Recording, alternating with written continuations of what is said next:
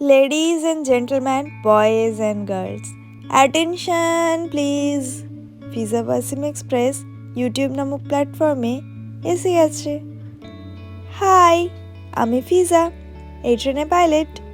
আর আমার co pilot হলো আমার মিস্টার হাজব্যান্ড। আর আমাদের ট্রেনের টিটি হলো টান টান মিস্টার ফাওয়াজ। আজকের ব্লগটা শেষ পর্যন্ত দেখবেন, আশা করছি আপনাদের ভালো লাগবে। আজকের ভিডিওটা হচ্ছে আমার বার্থডে স্পেশাল ব্লগ। বার্থডের আগের দিন সন্ধ্যাবেলা থেকেই আমার বর এদিকে ডেকোরেশন শুরু করে দিয়েছে মিডনাইট বার্থডে সেলিব্রেটের জন্য। এর থেকে ইজি ডেকোরেশন বুঝি আর কিছু হয় না। ওর বার্থডেতে যেগুলো ডেকোরেট করা হয়েছিল সেই ব্যানারটাই আবার নামিয়ে দিল। যাই হোক, এখন আমরা তিনজনেই রেডি হয়ে নিয়েছি।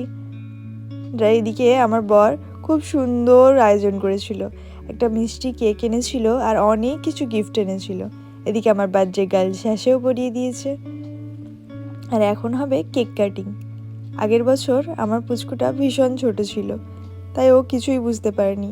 এবছর ও দেখে ভীষণ অবাক হচ্ছিল যে কি হচ্ছে এসব।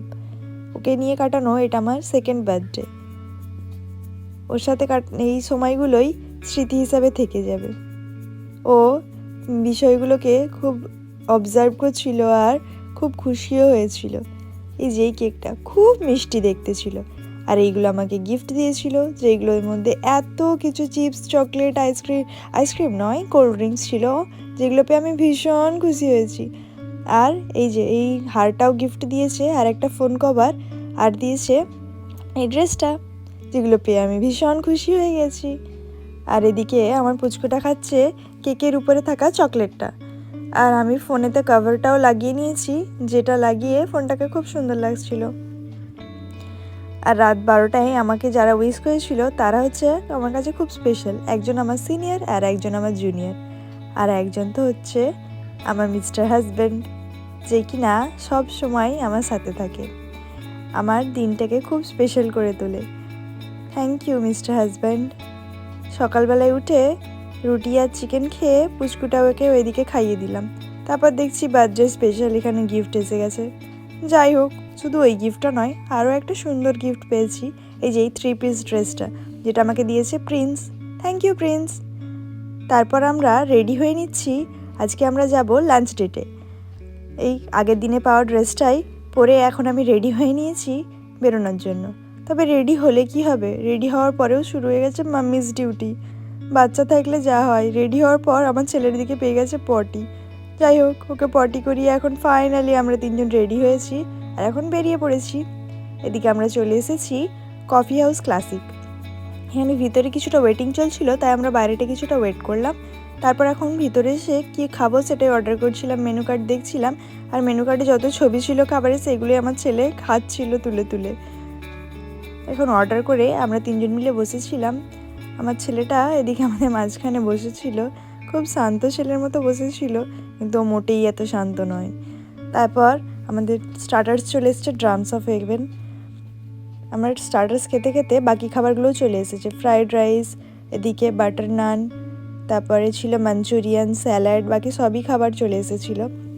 আর আমি আমার পুচকুটাকে খাওয়াচ্ছিলাম বাড়ি থেকে নিয়ে যাওয়া খিচুড়ি।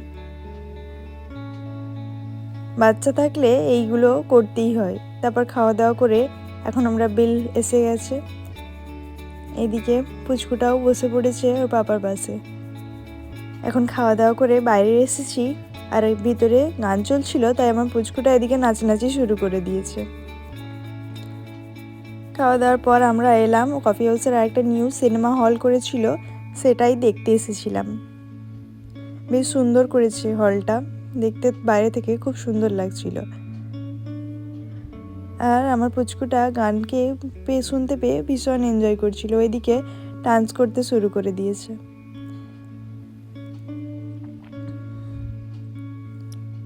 জীবনে এই মুহূর্তগুলো খুব স্পেশালভাবে রয়ে যাবে। এর থেকে বেশি বুঝি মানুষ জীবনে আর কিছু চায় না। এই তো জীবন, এইভাবেই আপনারা দুজন পাশে থাকলে আমি সারা জীবন হাসি খুশিভাবে কাটিয়ে দেবো। এই সিনেমার ভিতরটা একদিকটা বক্স অফিস ছিল আর একদিকটা ফুড কোর্ট, আর এদিকে ছিল হলের ডোমটা। বেশ সুন্দর করেছে, একদিন সিনেমা দেখতে আসাই যায়। তারপর ওখান থেকে বেরিয়ে এদিকে বেশ কিছু কুকুর বসেছিল, সেগুলো দেখে আমার ছেলে কোনো ভয় পায়নি, তাদের কাছে সোজা চলে যাচ্ছিল। আমি ওকে হাত ধরে টেনে আনতে যাচ্ছিলাম, তাও ও একটুও ভয় পাচ্ছিল না। এদিকে দুটো কুকুর এসে প্রায় আমাদের ঘিরে ধরেছিল। আমি এত ভয় পাচ্ছিলাম, ওকে চেপে ধরে রেখেছি, কিন্তু ও বারবার হাত ছাড়িয়ে ওদের সাথে খেলতে চলে যাচ্ছিল। এখন আমরা খাওয়া দাওয়া করে ফটো তুলে বেশ কিছুক্ষণ এনজয় করে এখন আবার বেরিয়ে পড়েছি উলুবেড়িয়ায়। রাজ উৎসব 2025 উলুবেড়িয়া, এখানেই আমরা এসেছিলাম ঘুরতে। এখন গাড়ি রেখে আমরা এদিকে হেঁটে হেঁটে যাচ্ছি মেলার দিকে। আর এখন এই মেলার এন্ট্রান্সের কাছে চলেও এসেছি। এই যে এটা মেলার ভিতরটা, খুব সুন্দর করে মেলাটা হচ্ছিল এখানে। এইটা হচ্ছে আমার ছেলের জীবনের ফার্স্ট রাইড। ও এই জীবনে প্রথম মেলাতে এসে রাইড চাপলো, তাই এটা ভিডিও করে রাখলাম। ও বড় হলে ওকে এটা দেখাবো। এই ছোটা ভীমটা দেখে ও তার দিকেই তাকিয়েছিল। তারপর করলাম কিছু খেলনা কেনাকাটি পুচকেগুলোর জন্য। তারপরে এদিকে আমার পুচকুটার বিকেলবেলায় ঘুম পেয়ে গিয়েছিল, তাই ওর পাপার কাঁধে মাথা দিয়ে শুয়ে পড়েছে। আরও কিছুক্ষণ মেলায় কেনাকাটি করে ঘোরাঘুরি করে আর এদিকে বল কিনতে এসেছিলাম আমরা। ওর পাপা তো পারলে প্রায় পুরো মেলাটাই পুচকুটাই কিনে দেয়, কিন্তু ওর পুচকুটার এই সফটওয়্যারটা খুব পছন্দ হয়েছিল, তাই ওকে কিনে দেওয়ার পর থেকে ও এটা আর ব্যাগে রাখতে দেয়নি, ও এটা নিয়েই সারা মেলা ঘুরেছে। আর এখন আমরা খেলাম আইসক্রিম, তারপর খেলাম এদিকে কটন ক্যান্ডি। তারপর আমরা মেলা থেকে বেরিয়ে গেলাম স্টাইল বাজার। পুচকোটার জন্য কিছু জামা কাপড় কেনাকাটি করা হলো। তারপর মিয়ামোড়োতে গেলাম। এখান থেকে বাড়ির সবার জন্য পেস্ট্রি নিয়ে এখন আমরা বাড়ি চলে এসেছি। বাড়ি এসে দেখলাম পুচকুর কিছু পার্সেল এসেছিলো, এই ক্লথ ড্রাইপারগুলো। আর এই বলটা তো নিয়েই ছিলাম, আর ওই পেঙ্গুইনটাও। আর আমার জন্য কিনেছিলাম এই ইয়াররিংসটা আর এই পেন্ডেন্টটা। আর এই খেলনাগুলোও কিনেছিলাম। আর প্রিন্সের জন্য কিনেছিলাম এই লাবুবু ডলটা। এই লাবুবু ডলটা দেখে কেউ বলতে পারবে না হঠাৎ করে যেটা অরিজিনাল না ফেক। একদম পপ মার্টের ট্যাগ লাগানো, পুরো দেখতে অরিজিনাল লাগছিল।